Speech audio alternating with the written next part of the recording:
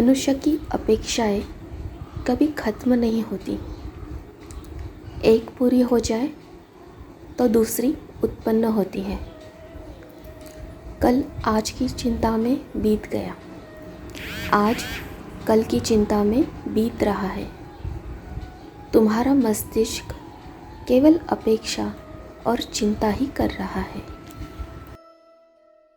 बीता हुआ कल तुम बदल नहीं सकते और अगले पल क्या होगा यह तुम नहीं जानते, और कल की चिंता व्यर्थ कर रहे हो।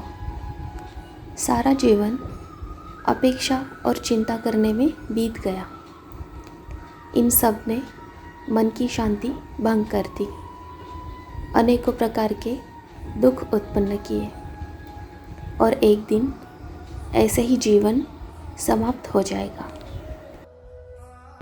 और शांत केवल शरीर हुआ है, आत्मा नहीं। आत्मा तो तुम्हारी अधूरी इच्छाओं की गठरी लेकर भटकती रहेगी, क्योंकि जीवन के रहते तुमने कभी परमात्मा को सच्चे मन से याद नहीं किया। पूजा पाठ भी इसलिए की क्योंकि नियम है। जीवन भर तुम केवल चिंता, अपेक्षा और विकारों से ही ग्रसित रहे,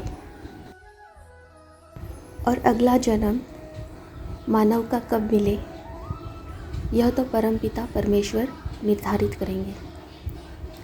तब तक आत्मा को ऐसे ही अनेक प्रकारों के योनि में भटकता रहना पड़ेगा।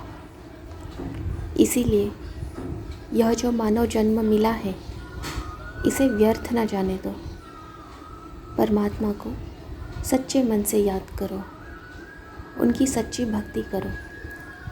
मन और बुद्धि दोनों परमात्मा को समर्पित करो, शाश्वत समाधान मिलेगा।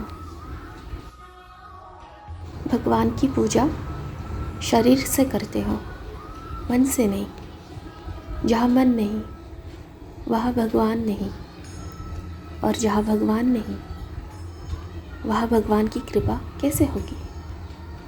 और फिर कहते हो इतनी पूजा पाठ करने से भी भगवान प्रसन्न क्यों नहीं होते। पूजा करने में संसार के बोझ लेकर बैठते हो, भगवान के प्रति मन एकाग्र नहीं। पूजा करने का उद्देश्य केवल सांसारिक सुख सुविधाएं और धन की प्राप्ति होता है, भगवान की भक्ति एवं उनका प्रेम पाने की नहीं। वही स्थिति ग्रंथ पोथी पारायण की। एकाग्र मन से नहीं पढ़ते हो, केवल पढ़कर जल्दी समाप्त करना है, यही उद्देश्य होता है। अगर विद्यार्थी एकाग्र मन से अभ्यास करेगा तभी वह परीक्षा में उत्तीर्ण हो सकता है। वही बात ग्रंथ पोथी पठन में भी लागू होती है। एकाग्र मन से पढ़ोगे, हर एक अर्थ समझोगे और उस प्रकार जीवन में अनुसरण करोगे, तभी पठन की साफल्यता होगी, जीवन तथा आध्यात्मिक पथ पर उन्नति होगी। भगवान की पूजा करने से या मंदिर जाने से भक्त नहीं कहलाते।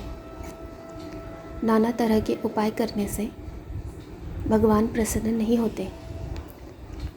सदैव ईश्वर को ध्यान में रखना, उनका नाम स्मरण करना, यही असली भक्ति है।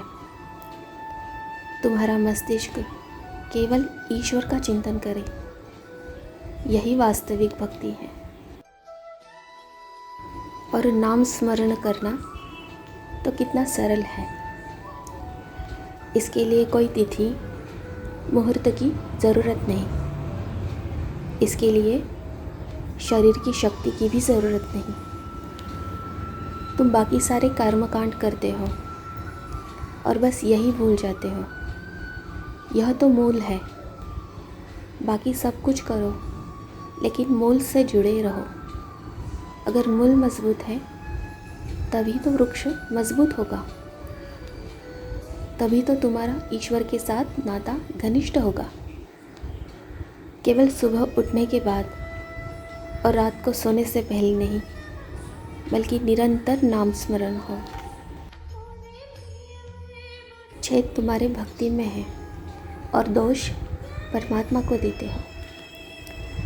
परमात्मा की दया के भंडारों की चाबी तुम्हारे पास है। उस चाबी का नाम है तुम्हारी सच्ची भक्ति, जिसमें प्रेम, निष्ठा, एकाग्रता तथा समर्पण भाव हो। ऐसे भक्तों की ज़रूरतों का ध्यान स्वयं ईश्वर रखते हैं। जो मिला है उसमें संतुष्ट रहना सीखो। रोना आए तो हंसना सीखो। ईश्वर की मर्जी में खुश रहना सीखो, क्योंकि वे वही करते हैं जो तुम्हारे लिए सही होता है। सही समय पर सब कुछ सही मिल जाता है। परीक्षाएं जितनी कठिन, फल उतना ही मीठा मिल जाता है। संयम रखें। मनुष्य मोक्ष पाने के लिए संसार त्याग कर निर्जन स्थान पर जाकर तप साधना क्यों न कर ले, लेकिन गुरु कृपा बिना सब व्यर्थ है। ईश्वर सही गलत का ज्ञान नहीं दे सकते, इसीलिए उन्हें गुरु स्वरूप मनुष्य के जीवन में प्रवेश करना पड़ता है। गुरु कृपा से मनुष्य संसार में ही रहकर वैराग्य धारण कर तपस्वी बन जाता है। गुरु बिना ज्ञान नहीं और ज्ञान बिना मोक्ष नहीं। इसीलिए अपने गुरु पर संपूर्ण रूप से विश्वास रखें। उनके दिखाए मार्ग पर चलें, कल्याण होगा। खुश रहें।